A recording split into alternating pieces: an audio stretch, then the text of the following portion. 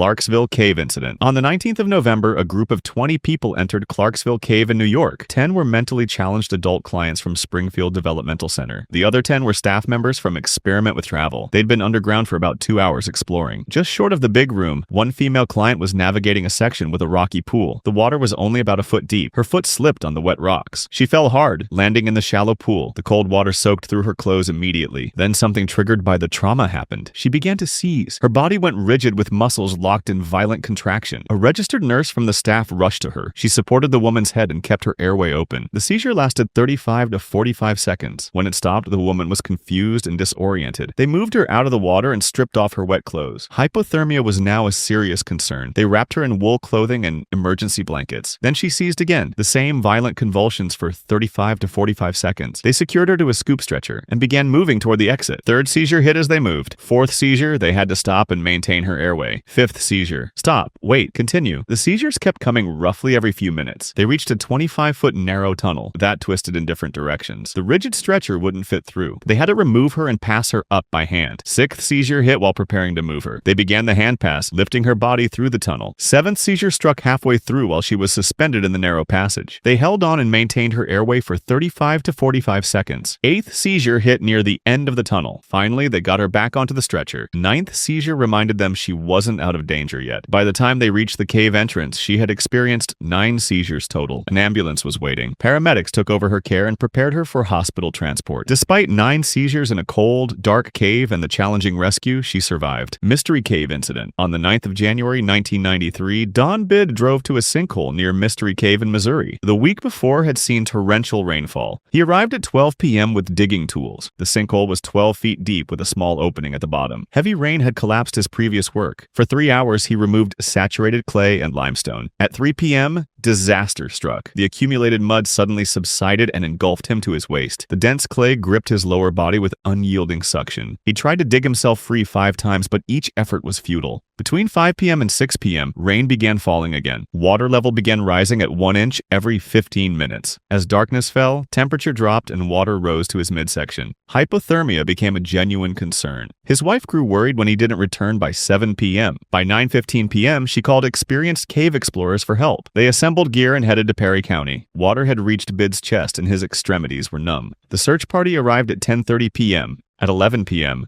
their flashlights found him. After 8 hours trapped, Bid was submerged to his neck. His breathing was labored and hands were swollen from desperate digging. Webbing tied around his waist to a tree prevented him from slipping underwater. They rigged a Z-rig system, but he remained firmly trapped. The Perryville Volunteer Fire Department was called. The solution was buckets passed hand to hand. By 2 a.m., after 2 hours of bailing, water was lowered to his chest. Rescuers removed rocks and clay from around his legs. At 3:30 a.m., with 8 rescuers pulling, Bid broke free. Nearly 13 hours after becoming trapped, he was pulled from the sinkhole. He was transported to an ambulance suffering from severe hypothermia. Miraculously, he had no permanent damage. He made a full recovery days later. Grutas del Rio Chontalcoatlán Incident. On the 9th of March 2003, a group of visitors descended into Grutas del Rio Chontalcoatlán in Guerrero, Mexico. The cave was accessed through an entrance canyon. This was a steep-sided ravine where visitors had to climb down using hands and feet. The rock was Mexican limestone, weathered with cracks and loose sections. A woman was among the group making the descent. The group spaced themselves out vertically for safety. The woman was positioned in the middle of the descent line. She had people above and below her. She was carefully placing her hands and feet on rock surfaces. One person above her reached for a handhold that looked stable, but the rock was loose, weakened by erosion. When weight was put on it, the rock broke free. The stone, weighing several pounds, began falling down the steep slope. It tumbled and bounced, accelerating as it fell. The person who dislodged it shouted a warning, but the woman had only a fraction of a second to react. The falling rock struck her directly in the head with tremendous force. The impact was devastating. Her vision went black and consciousness extinguished. When the rock struck, she lost her balance on the slope. Her hands released their grip and her feet slipped free. She went from controlled descent to free fall. Her body began tumbling down the rocky slope. Each impact caused additional trauma as she bounced and rolled. The entrance canyon was steep and long. Her body accelerated with increasing velocity. The group watched in horror as she fell past them. Finally, her body came to rest down the slope. Those who reached her found her unresponsive. Her body showed obvious trauma from the violent fall. The woman had died from the injuries. Rescue teams arrived with specialized equipment. They descended into the entrance canyon. The body was placed in a rescue litter. Hours of careful effort went into bringing her back to the surface. Crooked Swamp Cave Incident. On March 27, 1982, Sergeant Donald Wellner prepared for a routine Boy Scout expedition in New Jersey. At 48 years old, Wellner was a 22-year veteran of the New Jersey State Police. He was an experienced spelunker who had explored dozens of cave systems. Today, he was taking 12 Boy Scouts, including his 2 sons, into Crooked Swamp Cave. Another scoutmaster named Jim Ewing was along to help supervise the group. The expedition was going well as they made their way through the known passages. At some point, Wellner noticed an uncharted passage in the cave system. Passage roughly 18 by 20 inches wide. It was tight but seemingly navigable for an experienced spelunker like him. Wellner decided to crawl into this uncharted passage to see where it led. What Wellner couldn't know was that this passage contained a deadly trap. He squeezed into the crevice, which angled slightly downward, requiring stomach crawling. This type of crawl is called a squeeze and is very dangerous. Wellner pushed deeper until his forward progress stopped by a large limestone boulder. The boulder sat wedged in the narrow crevice, blocking the way ahead. He pushed against the rock, and the boulder moved, but not in the expected way. Wellner could move forward slightly, but when he tried backing out, the boulder pressed tighter. Wellner was now 17 feet underground in a space so tight he could barely breathe. What made the situation worse was that the pressure was causing him to bleed. Either a rock struck his head or constant pressure caused the trauma. Wellner was losing blood in a position where he couldn't stop the bleeding. Wellner's 2 sons and Jim Ewing tried desperately to rescue him themselves. They tried pulling on his legs and manipulating rocks around him, but any pulling from behind only made the stone press tighter against him. For several hours they worked before finally leaving to get help. When rescue workers arrived, they realized they faced an extremely difficult operation. They couldn't simply pull him out the way he had entered the passage. At one point, Wellner asked rescue workers to tell his wife he would be late. But as hours passed, Wellner's condition deteriorated from multiple factors. Blood loss, cold temperature, and stress were taking their toll on his body. At 2 a.m. on a Sunday morning, rescuers heard his last communication. Grunts, then silence. By Monday morning, they could detect no vital signs from Wellner below. But rescue workers never stopped trying to free him from the trap. For 80 hours straight, they worked for 3.5 days continuously. On Tuesday night late, they finally broke through to reach him. But Donald Wellner was officially pronounced dead 20 minutes before being freed. He had actually been dead since sometime Sunday, roughly 2.5 days. When they pulled his body free, blood could be seen on the limestone boulder. Wellner had lost significant blood, which accounted for his rapid decline. Parker's Pit Cave Incident. On January 25, 1986, 4 cave explorers entered Parker's Pit Cave. Their first major obstacle was a vertical drop of 22 feet requiring rappelling. 2 of them successfully descended using proper technique. The third person began his descent, but made a critical error rigging his equipment. He was using a carabiner brake bar device to control his descent. However, he neglected to thread the rope. This meant his brake bar was useless, providing no control. As he stepped off the edge, the equipment immediately failed. His body struck the limestone floor from 22 feet up. The others rushed toward him, expecting to find him dead. The fallen explorer was conscious and moving, somehow surviving the fall. He struggled to his feet, shaken but apparently uninjured. However, the group chose to continue deeper into the cave instead. They descended deeper where passages became more technical and dangerous. The cave's most notorious feature awaited them, the Z-bend passage. This is a series of tight spaces barely large enough for humans. The first person entered feet first on his belly, warning how tight it was. The second person followed feet first but lying on his back. When he entered the Z-bend, the limestone walls gripped his body. With each movement, the rock tightened, compressing his chest. At the first sharp turn, he realized he was trapped. He could neither move forward nor backward through the passage. His situation became life-threatening as breathing became difficult. The Z-bend compressed his chest, making each breath a struggle. The others could hear him cry for help from inside. Time was running out to extract him from the deadly Z-bend. One positioned himself behind while another worked from ahead. Inch by agonizing inch, they worked him through the passage. His body slipped through just as his endurance reached its limit. The successful extraction marked the end of the nightmare expedition. The group retreated, climbing back up to the surface. The burning climb. A film crew went deep into a Mexican cave in January 1988. They planned to stay underground for 9 days. They set up camp far below the surface. One day, Bill Steele cooked dinner. He lit the camping stove. The stove exploded. Burning gasoline sprayed everywhere. Steele was instantly covered in flames. Fire wrapped around his back and arms. He screamed in agony. His teammates rushed to help. They threw water on him. The gasoline kept burning. Someone tackled him to the ground. They smothered the flames with mud and wet bags. The fire finally died. Steele's back was burned raw. His right hand was destroyed. Skin hung from his palm. They were days away from the surface. No rescue team could reach them. Steele had to climb out himself. They gave him Tylenol for pain. It was not enough. 2 teammates helped him start the journey up. Rain had flooded the passages. Steele gripped wet rocks with his burned hand. Every touch was torture. Then came the rope climbs. Hundreds of feet straight up, over and over again. The biggest climb was 492 feet, nearly 500 feet of rope, plus 17 smaller climbs. Steele screamed as he climbed. The pain was overwhelming, but he never stopped. The climb took 11 hours. 11 hours of pure agony. Finally, Steele reached the surface. He was rushed to a hospital. Doctors treated his severe burns. Remarkably, he survived. He climbed out of one of the deepest caves in the world. With burns that should have killed him,